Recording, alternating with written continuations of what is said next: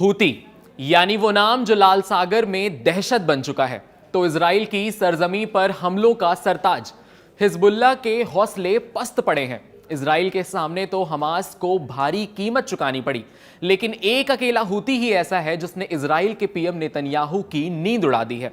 नमस्कार, आपके साथ मैं हूं वात्सल्य सारथी का सौदन और कड़क के इस स्पेशल एडिशन में आपका स्वागत है। हूती का कोई तोड़ नहीं, हूती का कोई शोर नहीं, और वही वजह है कि इजराइल आज तक अमेरिका के साथ मिलकर भी हूती से पार नहीं पा सका।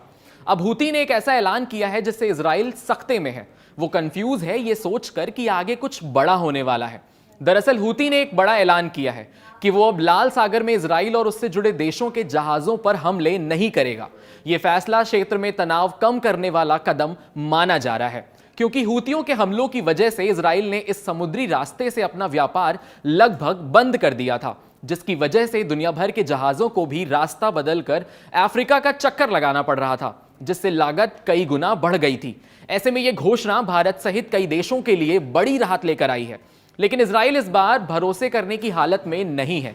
उसे लगता है कि हूती ने समंदर में यह लाल जाल फेंका है, क्योंकि सच्चाई यह है कि हूती विद्रोही पिछले 2 साल से लाल सागर और अरब सागर को जंग का मैदान बना चुके थे।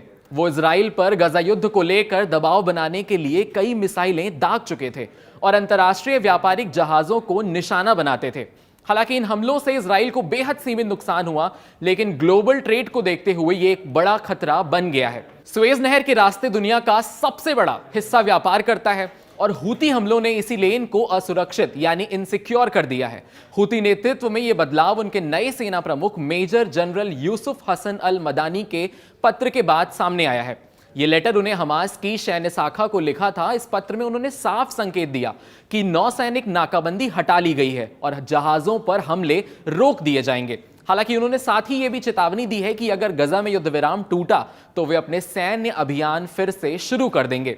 यानी फिलहाल तो शांति है, लेकिन हालात बदलते ही वही स्थिति दोबारा पैदा हो सकती है। हूती हमलों का असर कितना बड़ा था, इसका अंदाजा इसी बात से लगाया जा सकता है कि 2024 में मिस्र को स्वेज नहर के राजस्व में यानी रेवेन्यू में लगभग 6 अरब डॉलर का नुकसान हुआ था। दुनिया की बड़ी शिपिंग कंपनियों ने लाल सागर का रास्ता छोड़ दिया और अफ्रीका का चक्कर लगाने लगी थी। इससे न सिर्फ समय और ईंधन की लागत बढ़ी, बल्कि भारत जैसे देशों में इंपोर्ट और एक्सपोर्ट की कीमतों पर भी असर पड़ा है। अब जब हूतियों ने हमले रोकने की घोषणा कर दी है, तो उम्मीद है कि समुद्री व्यापार फिर सामान्य गति पकड़ सकेगा। भारत के लिए यह इसलिए खास है क्योंकि भारत यूरोप का जो ट्रेड है उसका बड़ा हिस्सा इसी मार्ग से होकर जाता है।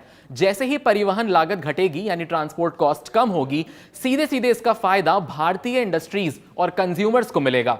कुल मिलाकर यह फैसला पश्चिमी एशिया में जारी संघर्ष के बीच एक सकारात्मक संकेत यानी पॉजिटिव इंपैक्ट देने वाला है। लेकिन इसकी स्थिरता इस बात पर निर्भर करेगी कि गजा में युद्ध विराम बना रहता है या फिर हालात दोबारा बिगड़ते हैं। लेकिन इजराइल हूती के जाल में खुद को फंसता देख रहा है, क्योंकि इससे हूती को लेकर पश्चिमी देशों में उपजी नाराजगी दूर हो जाएगी और हूती ये साबित करने में कामयाब हो जाएगा कि उसने फिलिस्तीन के लिए ही इजराइल पर हमले किए थे।